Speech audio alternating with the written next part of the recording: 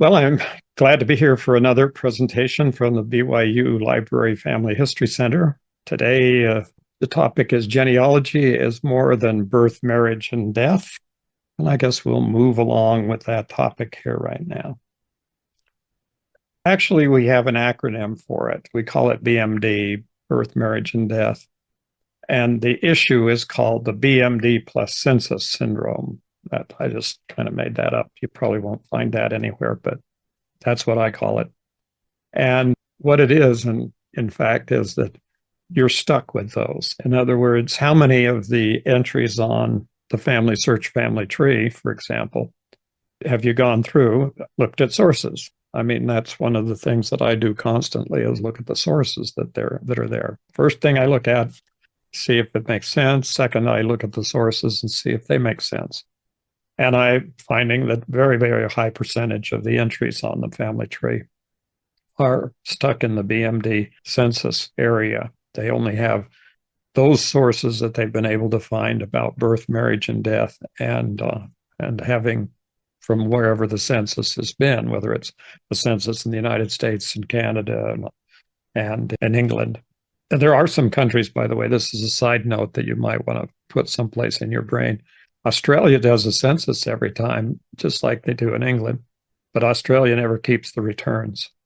So from a genealogical standpoint, there really isn't an Australian census. So it's kind of an interesting side note there.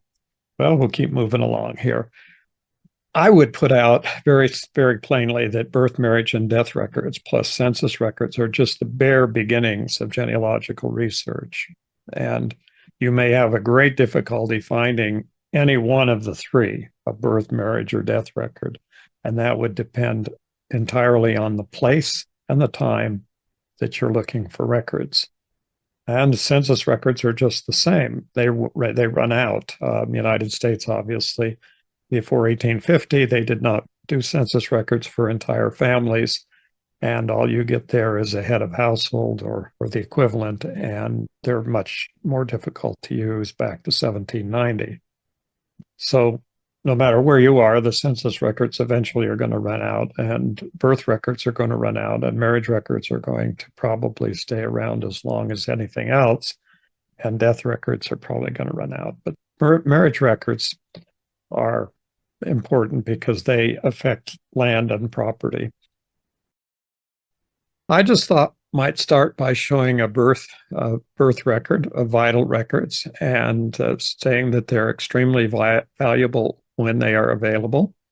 And I just might note, if you look carefully at this one that I found in California, in Alameda County, might be somebody that's in the news lately. So here's a birth certificate for Kamala Harris, or Kamala Harris. Census records can document entire families. That's the advantage. I mean, once you get into an area in wherever country, if they happen to have census records, they become invaluable because in many cases, they'll show entire families. The two areas that I look at most frequently are, of course, because my family, it has nothing to do with the fact that if it were my family came from someplace else, I'd be doing different research. But my personal research, most of my family lines that I have that are available are from the British Isles and from the United States and from Denmark. And in all three cases, there are census records that go back in time. The ones in Denmark go back the furthest, and they're the most valuable. But the other two are very valuable in the United States and in Canada. And one thing about census records is that they're great for the names, which they can get wrong, and the places, which they can also get wrong.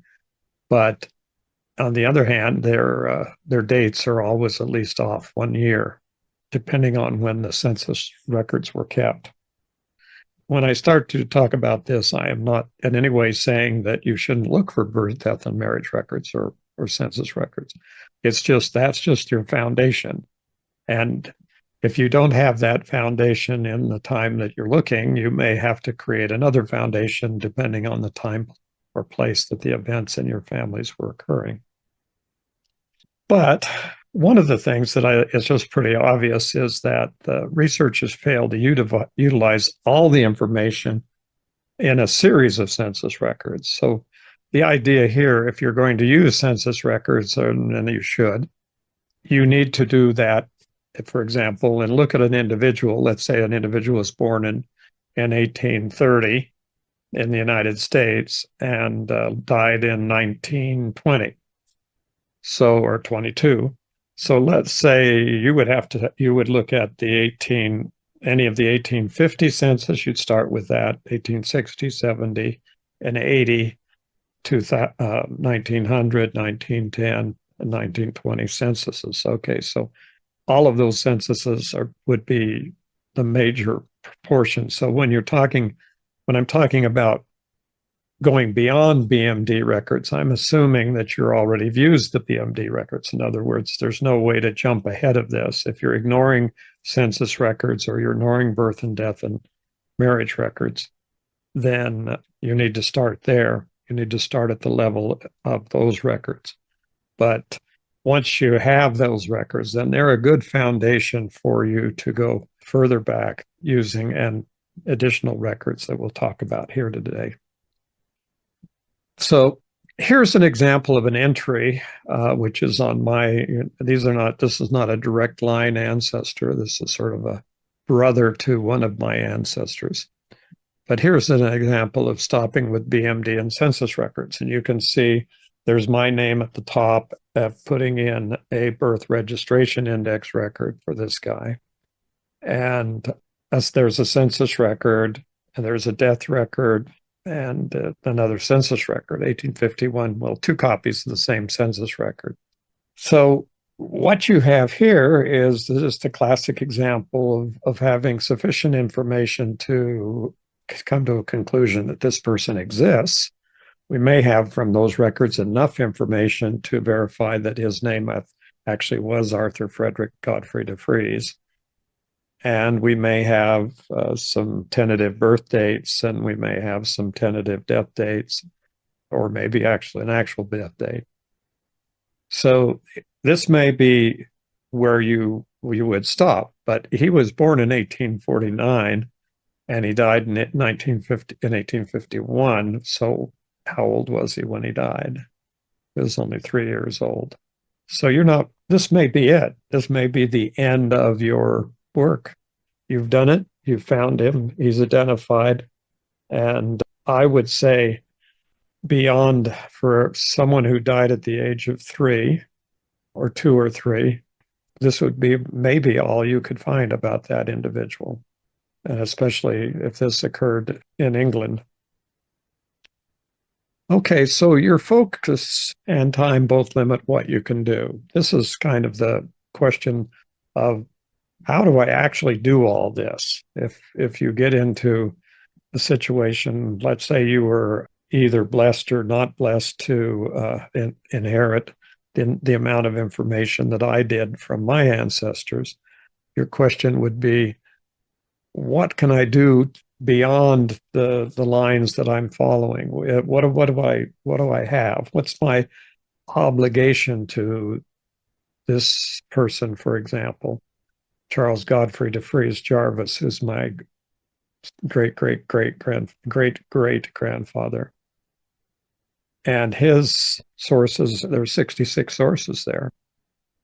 And so the question would be, what do we do? How much information is enough? And why do we keep going? And the answer is sort of what you do and what your focus is. And you really have to define that focus for yourself. That comes from you, within you.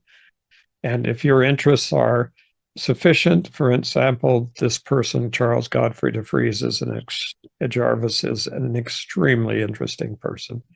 Had a lot of different parts to his life, and he could easily be the topic of a very interesting book.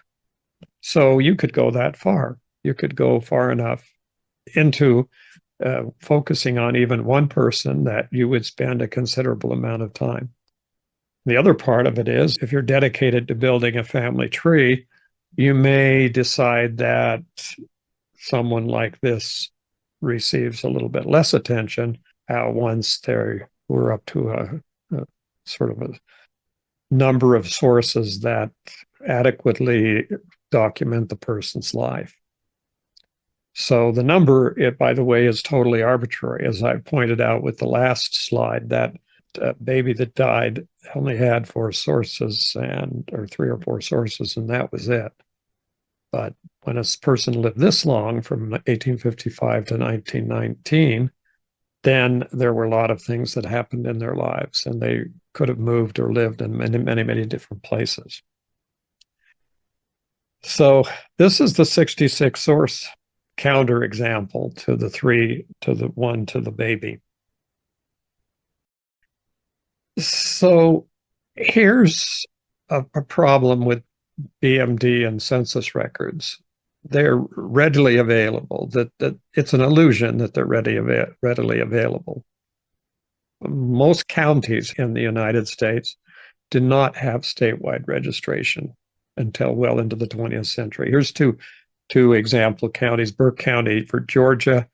These are the initial dates, the beginning dates when the government of that particular state required people to report their births, marriages, and deaths.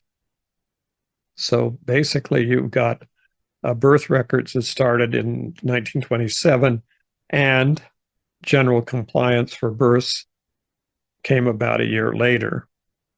So it was kind of a short term there, but they managed to get everybody on board to do births, marriages, births. Dates, marriages go way back, and I mentioned before that marriages have to do with the ownership of property. When a man and a woman, when a couple get married, there are property issues. Who owns what and how much? And that is only established when they finally die. So marriage is something that has been recorded more carefully and more consistently than anything else. Then we have the same problem with death records. And it's a little bit of a contradiction here, actually, because it says statewide registration only on birth and death began in 1919, and it was not finished until 1927. And general compliance for births and deaths was births in 1928 and deaths in 1922. So these are kind of, this is kind of gives you an idea. And the same thing with this county and Kern County, and it was general compliance in 1920. I think people are surprised sometimes to learn that this is the case throughout the United States.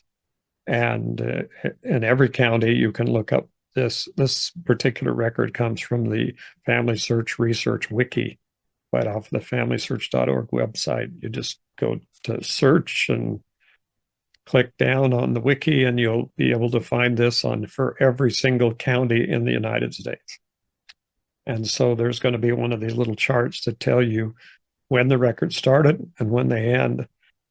And so if you came into any one of these states, if, for example, if we were looking in Kern County, California, and I wanted a birth record before 1850, the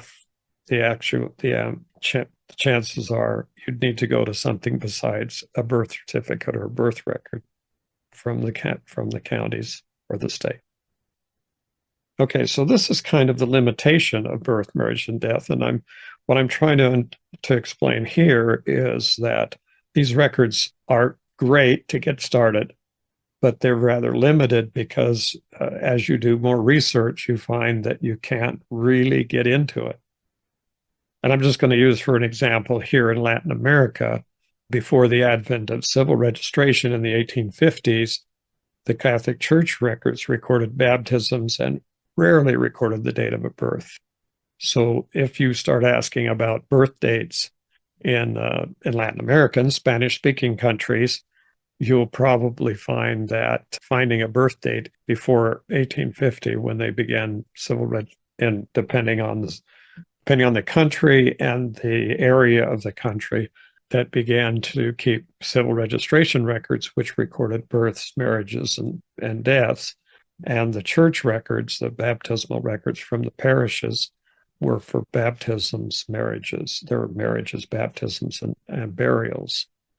So depending on the country and depending on the research you're doing, this is always going to be a situation. And I do support in Latin America for the library up in Salt Lake, Family Search Library in Salt Lake. And inevitably, I get people who are asking me to get their 1850, 1840, 1830 birth record for their ancestor. Well, there is not going to be one. It just simply isn't going to exist. And the way that they're going to have to get to that is to go see if they can find the church records, which go well back into the 1600s and 1500s in some areas of Latin America. So this is the kind of the issue that we're talking about. And we have to understand also that census records are something that are recent. The earliest census in the United States, as I've already mentioned, with family names is 1850. And for the UK, it's 1841. And so we're looking here at records that are something that just began and didn't exist previously. And therefore, if we want to get into the records, we can go back and use that.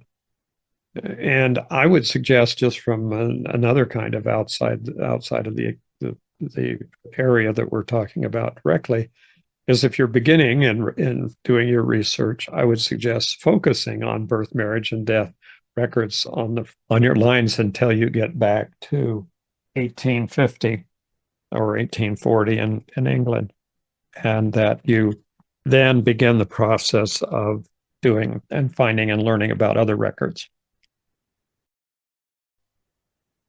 The issue is not about numbers. It is about how many records are possibly been preserved for that person. So this is an example, and I've blocked out some of this record for purpose of not having other information on here. The idea here is there's 0 sources for this person. So the answer is, how do we know that this person exists? If that's the case, then we're in a situation where we really have to begin. And this means that this person in 66 could have been in the 1870, 1880, and 1890 censuses. And that's where I would start looking for the family and see if there's anything in that county in Kentucky at that period of time. But once you get to that point and you want to go back any further on this particular family, you're going to need a lot more sources. And so you're going to need to find out a lot more information about the family in order to move backward in time.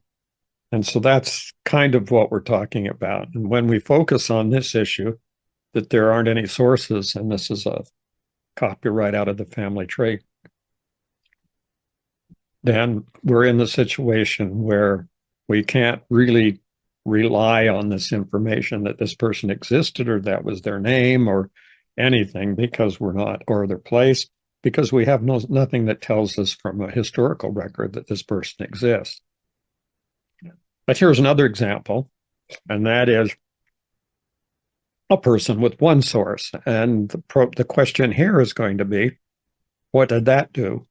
Well, it makes it may make it the person more believable than the previous one with no sources, but you're still in the situation where you're kind of treading on not just thin ice, but on clouds. You're not really making any kind of information out of it. So going back to Charles Godfrey de Vries and his father, Joseph George de Vries, we begin to see something that's interesting. You can go, and this is why I would suggest looking at the descendancy of each of the ancestors that you do.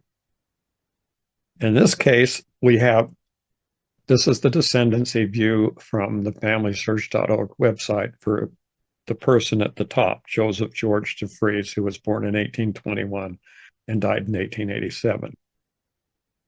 And as you look at this, you begin to understand the scope of what's happening on the family search family tree and what may be the situation. So I'm going to start here and just kind of scroll down through this descendancy. These are the descendants through the first three generations or four generations of Joseph George DeFries. We're going to get to the end of it sometime here. I'll just let that run. So all of these people, for example, are my cousins. Every one of those people in that long list of names are related to me. And if I were to click on that ancestor and look at show my relationship, it would show me that I was related through Joseph George DeFries to this person. And if I were to do a DNA test, any one of the people in that long list we just looked at would be somebody who would show up on a DNA test. So the question here, when we get to this point, then there's a question. And that question is, first of all, that a note that some of the people on this list have little or no documentation. And Family Search will tell you that. And some of these people show a birth record, a birth date, but no death date. And they may have full families there. There's one down here near the bottom, Ethel J. Young, born in 1925 and is deceased. It's very possible she got married and had children. In fact, some of her children could be alive today. And she could be alive today, possibly. So these are, this is a possibility of looking at this sheet.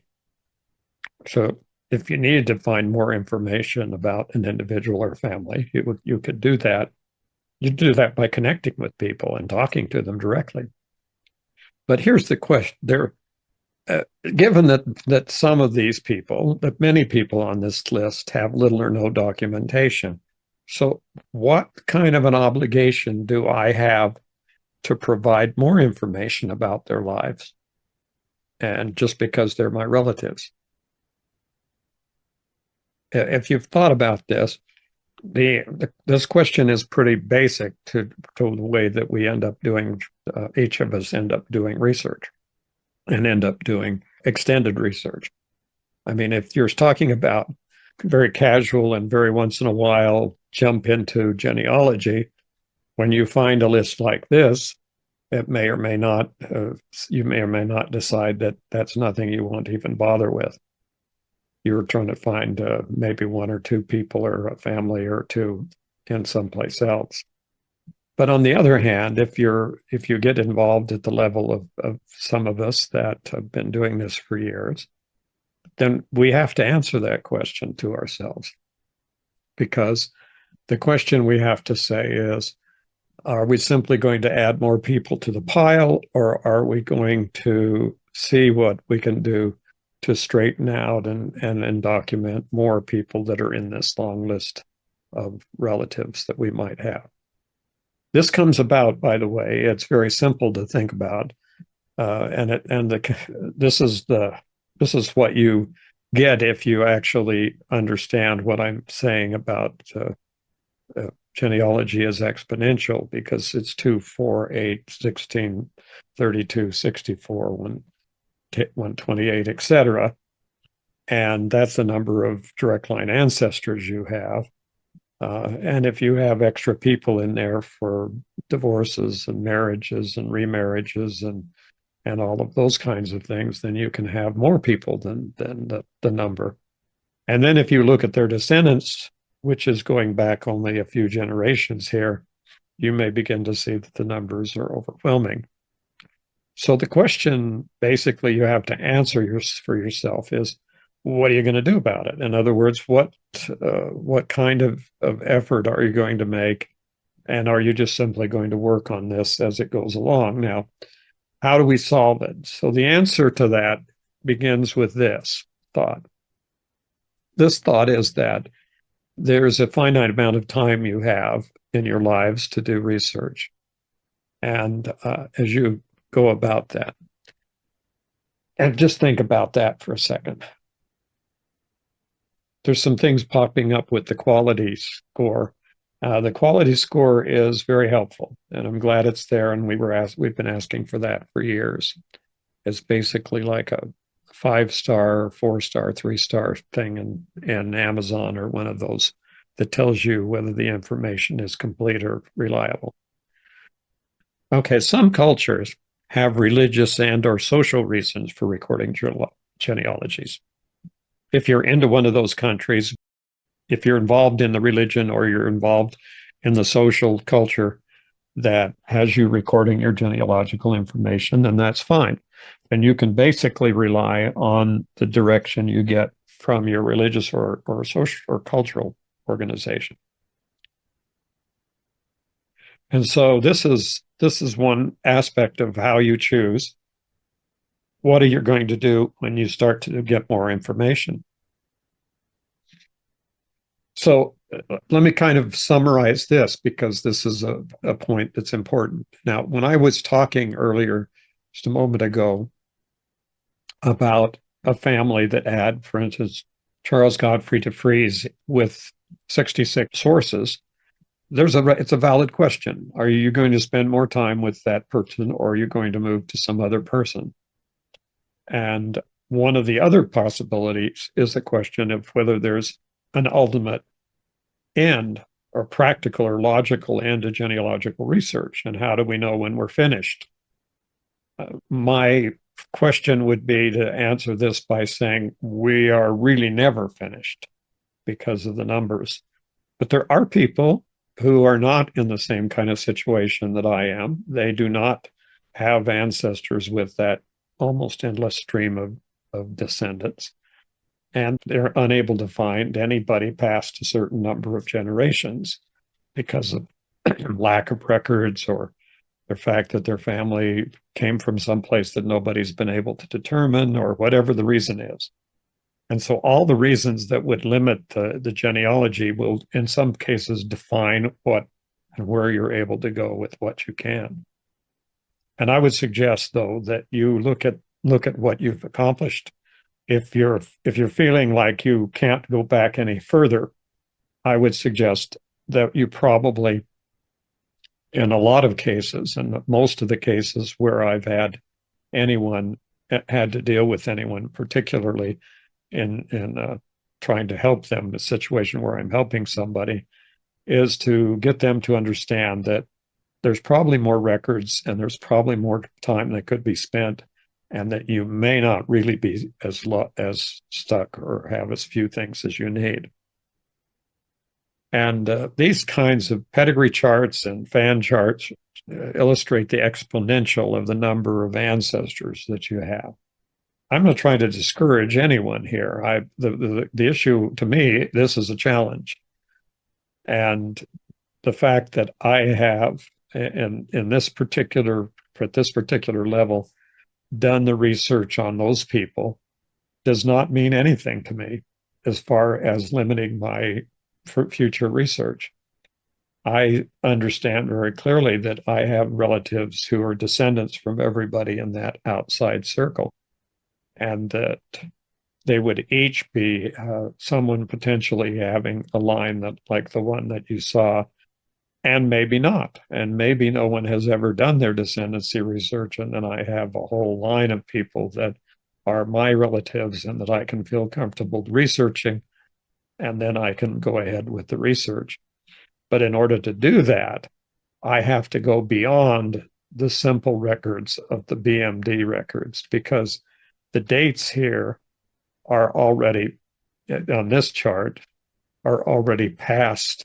By the time we go to the fourth circle out, the people are already being born before the census records. And by the time we get out to the last generation there, probably none of those people have anything other than church records or other similar kinds of records to document their lives. And so as the numbers go up exponentially, as the dates go back in time, then the difficulty of determining and doing research with the people in that line increases. And in my view, it increases exponentially. It makes it much more difficult to go back one more generation from somebody in the 1700s than it is to find somebody in the 1800s. And from a practical reality, no matter how much we talk about your own individual, I talk about your own individual personal motivation, the only real end to genealogical research is when you run out of people who are related to you, or records, whichever comes first. And a lot of times people will run out of records. I had a meeting with a Chinese speaking person the other day from China, and they basically had knowledge of about 3 generations. But beyond that, then that person would have been required to go back and do some really basic research in Chinese genealogy. And so this is just a situation where we are jointly working on large families, and we're jointly working on huge amounts of information, and we can pick and choose the level that we want to become involved and the motivation that we have to continue to do the work and become more and more.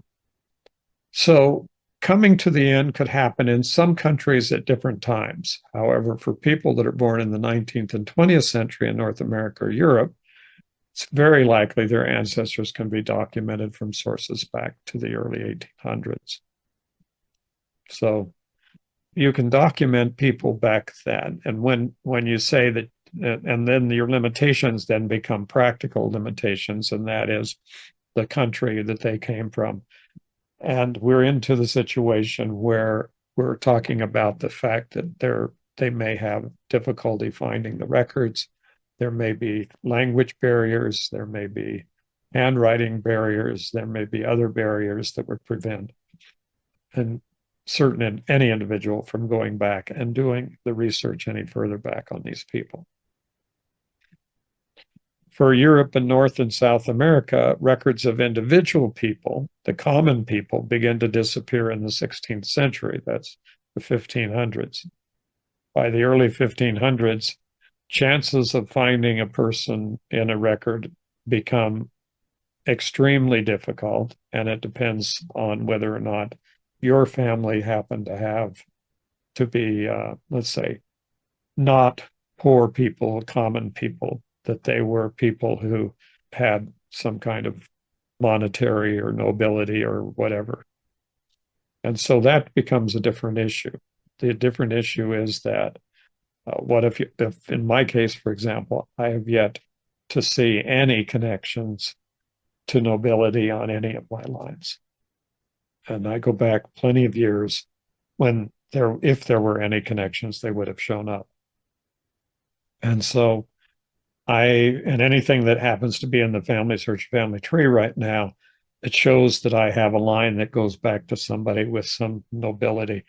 I found every one of those lines to be very well in the category of having people with no sources and no believability that is the case. So from my standpoint, I see no point, because of my people, in going back and trying to keep pushing back into the 15 and 1400s, which is extremely difficult, by the way, unless you're just copying books and copying names out of books, which is not genealogical research in that sense. So what I'm saying is that the reality is that you choose when your genealogical research ends. When the line ends, when you stop doing it, you either get too old or too disabled or to do the research. You decide you've done enough research for whatever reason. You decide to pursue other interests for probably many good reasons. And your ancestral lines end with no records, and you have few lines with many descendants. So you basically may be boxed in. Now, what I would say about that is that it would be what I would tell anyone in that position on this last one here, is that that I would suggest that you do more research on the recent people and continue to do research back in very much in depth, because that may very well overcome any of these end of line records. We spent a lot of time talking about end of lines and what we call brick walls. But in essence, what we're talking about is issues with no records, or records that are very difficult to find or to decipher. And so in those conditions, the no record issue is reality, because there are some people whose ancestors, like mine, end up on as tenant farmers on lands, manorial lands in England. And after the time that the church stopped recording those names, they're just not there. They have no probate records, they have no wills, they have nothing, they have no property. And so taking their records back any further does not happen. There is also many other reasons for discontinuing.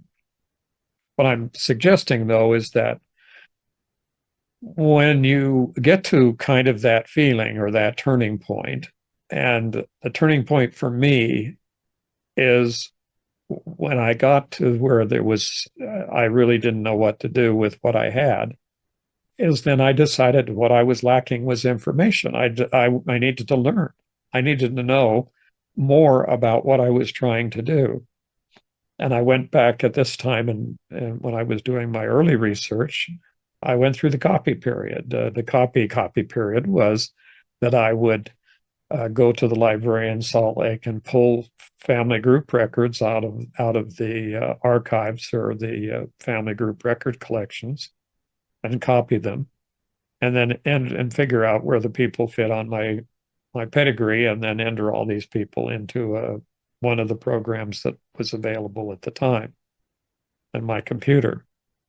And so then eventually I got to the point where it was that I was not getting any valid information from simply looking at the records in Salt Lake City. At that point, I realized that almost everything that I had done that far was pretty tentative, because I didn't have the record sources for all that. I had merely copied that information off of family group records, and if they happened to have a source, I may have noted the sources. So then I started back with me and started verifying my ancestors back systematically, generation by generation. And at that point, I began to realize that unless I knew considerably more about how to do genealogy and the records that I was dealing with, and how I was supposed to end up doing all this stuff, I was not going to be able to do it. So I was put into the learning mode, and I began doing learning. I began learning more and more about how to do genealogy. Now, today we have some good tools. Back in the days that I was working, that was about 42 years ago when I first started, I didn't have computers, and I didn't have all that. But late after I did get computers, I began to use them immediately. But I still didn't have the internet until many years later. And so this has been a time where I've had to absorb all of the information from the internet kind of connections that we have, and try and use that information in addition to the other research methods that I had already developed after a lifetime of doing research. So what I'm pointing out here is that when you get to that point, and you're asking yourself those questions about whether or not you want to keep doing this, whether you're going to keep looking for records, are you tired of it? Are you kind of burned out because you don't feel like you can go on and on?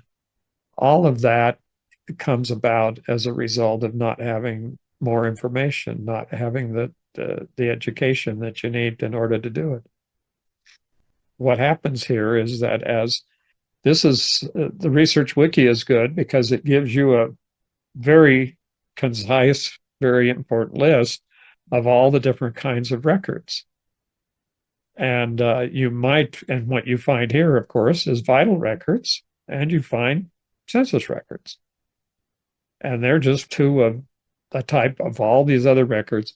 And the blue records here on Family Search show you that they have records, actual records on either in the Family Search website or in the Family Search library in Salt Lake City on every one of these categories of records. And so as you begin the process of learning what these records are and how they function, you may find out that not only do you have an opening, you have now a vista of looking out and seeing this vast number of records that perhaps can help you find these people. And a lot of these records are interesting on how you get into them and use those records. And learning that is when you begin the actual process of transferring from being a casual genealogist who has found some names and has been somewhat successful in getting individuals into their family, but is now stopped because they can't seem to figure out what to do next. And that is what to do next is to learn how to use the records on this list and the other records. This isn't an exhaustive list of types of records. There are books and books have written about how many different kinds of records there are and how they can be used. And so once you get to this point, you'll be using records that may take some more time and in some cases, resources in order to use those records. And just a caution, as I always like to say, you remember that everything in genealogy is organized by location, and it's absolutely important that you begin your search by focusing on the location where events occurred in your ancestors' lives, and that there's a realistic assessment of who these people can be based on where they lived and the time frame they lived.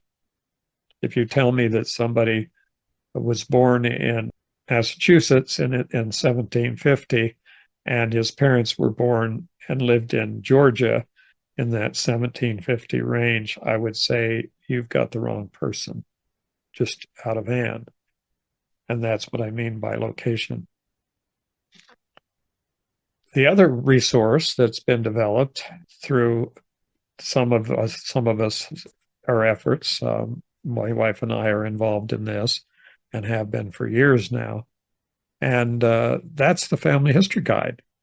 And it has introductions and gives you an idea of how to begin and with the records in every one of the countries listed there, plus more countries and territories, which may or may not have enough records to that we are aware of that would be helpful. In my case, since I started out pre-computer, then I started out with reading books. And the one book on the United States that I read was Researcher's Guide to American Genealogy by Val Greenwood, the previous additions to this. And then these other books have helped us, meaning my wife and I, to get over some of the prevalent questions and issues that we've had in our Swedish and her Swedish roots and my Scottish and English roots. When it comes down to this, where would I go next? In other words, which one of all those records I've listed, everything that's there that would carry you beyond the stagnation of trying to find birth, marriage, and death records when those records aren't easily found or may not exist. And where do we go next? Well, I think it's very simple. It's called United States Land and Property Records. The interesting thing about land and property, and the next one, which I would suggest is probate, is that through artificial intelligence and handwriting recognition, Family Search has begun on full text searches of all of land and property and probate records. That's through the familysearch.org/labs, LABS, B Bravo. labs website, and the familysearch.org labs web/labs website is free, and they have begun the process of adding records into huge categories that are searchable by every word. And that makes these records more valuable and more searchable, because otherwise you just have to sit there and read the whole record and pull out all the names. And you can also use artificial intelligence to some extent to extract information once you've got the information available. That's basically what Family Search is doing through computer-aided indexing and full text searches. So the other second set of records are probate records. So I think this is the step that takes you from being, let's say, a casual genealogist to being involved in genealogical research. And that is, you go from looking at BMD and census records to looking at land and property and probate records. And obviously, both land and property and probate records require a considerable amount of research and knowledge about what you're actually looking at. When you read these, it may not make any sense. And the one that's here probably doesn't make any sense because it's very difficult to read the handwriting with all the little scribbles. So these are the ways that we progress past that. Once you get into these records and begin to do the work here, you find out that there's a lot more that you didn't know about the families, and a lot more that was there to find out. And you're basically going to be adding generations and adding individuals to your family tree. And then the next, of course, and none of these are, I would say, first, second, or third. They're all first, second, or third. In other words, all three of these are at the same level of review, and that is to go for newspapers. And the good news about newspapers is that the large websites have begun, genealogy websites have begun digitizing or purchasing digitized copies of lots of records, of lots of newspaper records. Kind of the downside of that is a lot of those are behind paywalls, meaning subscription websites. And both MyHeritage now has started its own not affiliated directly with the database website called oldnews.com, and Ancestry has newspapers.com. And those two websites, the one at MyHeritage is just beginning, but the one with Ancestry has been around a long time, and it's a separate website. It has a separate subscription price, and you may find it's very useful. And during the few times that I've had free access to newspapers.com, I basically spent the whole month that I had for free access copying out every single one of the places, things that I could find about my family. That basically gave me a lot of newspaper articles that I didn't know existed. But now there are many other websites, such as the Library of Congress, digital newspapers website, and the other newspaper websites out there on a local and national basis. At some point in your life, when you are doing genealogical research, you may wake up to realize that you might need to go to a cemetery. And so that's the next step in your learning. And there's one here that you probably would never have haven't thought of probably recently, and that is livestock brands. And livestock brands are inheritable to generations. And it's a way, in some cases, especially in the West, where you could, in the Western United States, where you can learn about the maiden name of a woman by the way she inherits her parents, her father's branding signs. And I just kind of remind everybody that genealogy really is a research learned skill. And ultimately, if you were if you get serious, like many people have that I know have done this, and that is they've either gone for certification as genealogists or they've gone and gotten university degrees in family history. And then there's the organizations that certify professionals. Preparation that you go for to become certified by ICAPGen, by this organization, is enough to International Commission for the Accreditation of Professional Genealogists that you will become proficient in what you're doing and open up a lot of opportunities and areas for you to continue. So the point here is we need to evaluate where we are, understand that we may need to learn things more, and if we are unsatisfied or not really having an interesting time doing genealogy, we may just need to have more education and learning. And that would put you into a position where then it becomes a lifetime pursuit. Okay, well, thanks for watching.